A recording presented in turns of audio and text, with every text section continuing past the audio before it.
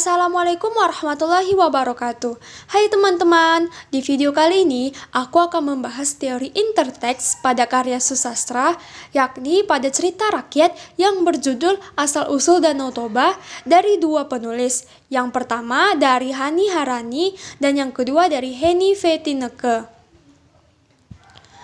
Sebelum kita membahas teori interteks terhadap karya susastra, yakni pada cerita rakyat Asal-Usul Danau Toba, karangan versi Hani Harani dan karangan versi Henny V. Tineke, maka kita perlu mengetahui apa yang dimaksud dengan teori interteks.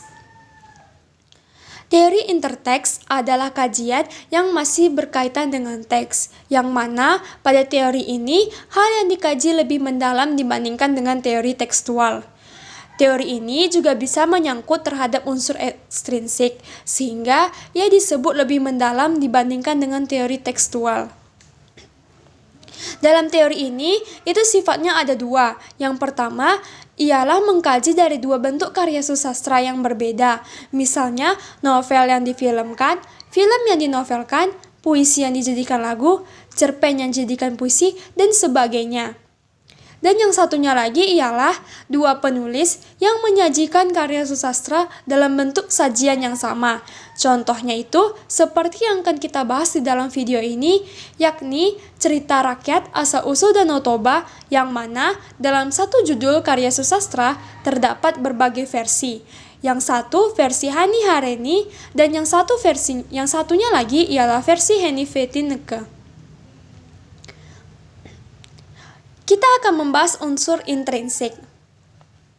Yang pertama, tema. Tema adalah ide yang mendasari suatu cerita. Nah, di dalam cerita rakyat Asal-Usul Danau Toba ini, itu memiliki tema yang sama, baik dari versi Hani maupun versi dari Tineke, yaitu pelanggaran janji yang menimbulkan penderitaan. Hal itu didapat karena dalam kedua versi cerita rakyat tersebut sama-sama menceritakan atau di dalamnya terdapat tokoh utama yang terkena penderitaan setelah melanggar janjinya. Yang kedua, tokoh dan penokohan. Tokoh adalah pelaku yang mengemban peristiwa dalam cerita rekaan sehingga peristiwa itu menjalin suatu cerita. Sedangkan penokohan ialah cara sastrawan menampilkan tokoh tersebut. Penokohan sekaligus mengarah pada teknik perwujudan dan pengembangan tokoh di dalam cerita.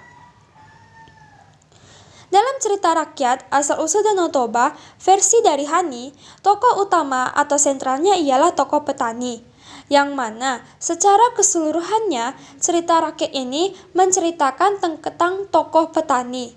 Hal itu didapat pada setiap kutipan kalimat dalam cerita tersebut, yang diantaranya adalah Alkisah, dahulu kala di sebuah dusun yang terletak di wilayah Sumatera Utara, hiduplah seorang petani yang sebatang kara karena telah yatim piatu dan hidup dengan sangat bersahaja.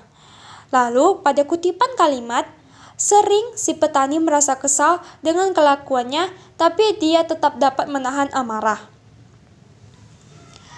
Untuk tokoh tambahannya, itu ada istri, yang mana terdapat pada kutipan kalimat, di depan rumah, istrinya berdiri tegak, memandangnya dengan wajah yang sulit diartikan.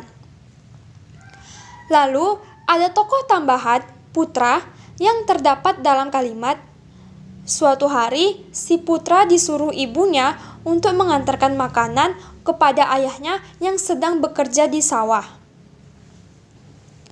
Untuk penokohan, tokoh petani pada versi Hani, ia digambarkan sebagai seseorang yang tidak menepati janji, yang mana hal itu terdapat pada kalimat, di depan rumah, istrinya berdiri tegak, memandangnya dengan wajah yang sulit diartikan. Kemudian mengatakan bahwa sudah saatnya mereka berpisah karena sang petani telah melanggar janji. Yang mana janjinya ialah untuk tidak mengatakan bahwa sang istrinya adalah ikan dan mengatai anaknya dengan sebutan anak ikan. Tokoh petani juga digambarkan sebagai seseorang yang dapat menahan amarah. Hal itu terbukti pada kalimat, sering si petani merasa kesal dengan kelakuannya, tapi dia tetap dapat menahan amarah. Namun pada akhirnya si petani tidak dapat menahan amarahnya hingga ia melanggar janjinya tadi. Untuk penokohan pada tokoh tambahan sang istri, pada versi Hani, ia hanya digambarkan sebagai seorang putri yang cantik. Hal itu terdapat pada kutipan, putri yang cantik dan bersedia diperistri.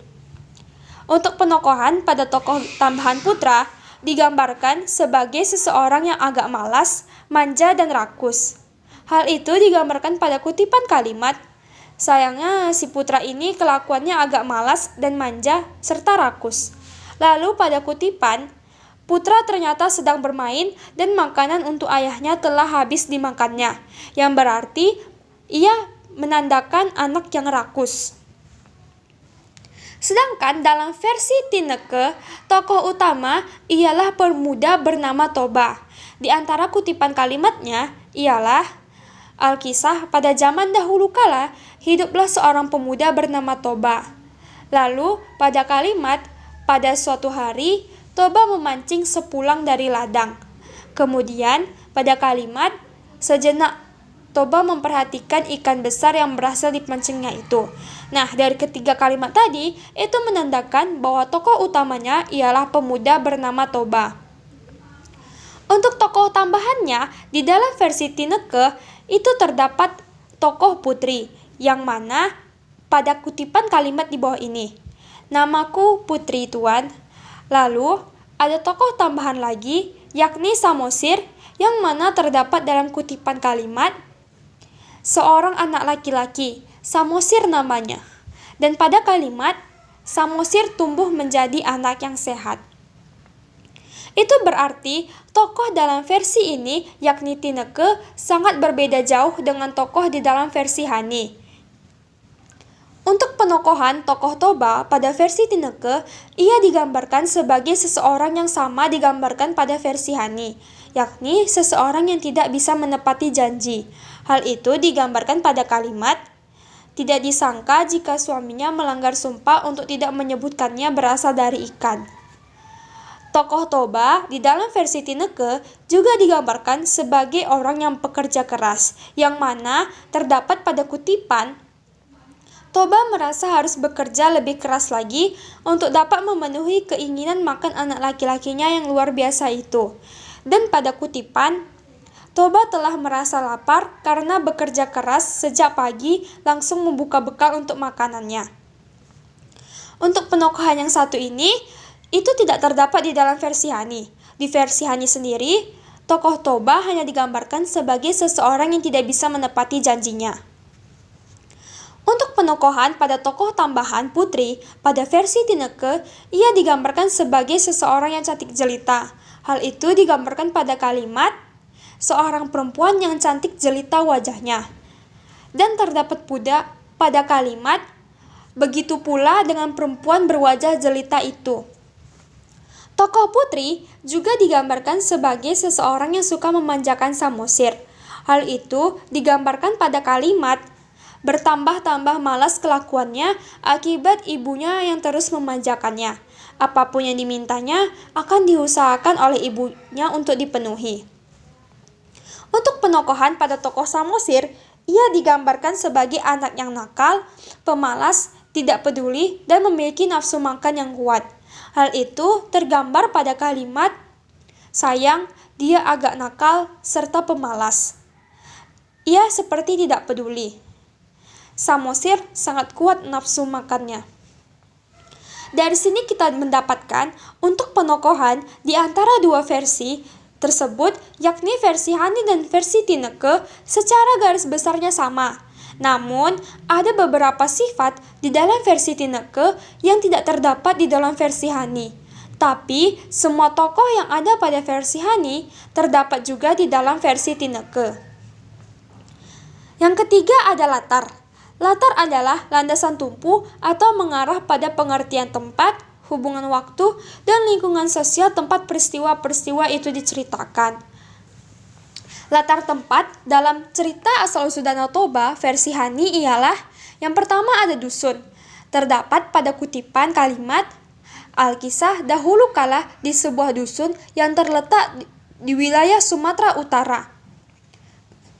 Latar tempat yang kedua ialah depan rumah, yang terdapat dalam kalimat, di depan rumah Di depan rumah, istrinya berdiri tegak.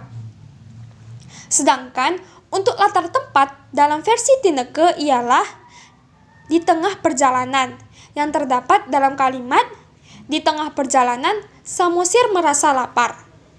Lalu latar tempat yang kedua yaitu ladang, yang mana tergambar pada kalimat, setibanya di ladang, Samosir memberikan makanan dan minuman itu untuk ayahnya.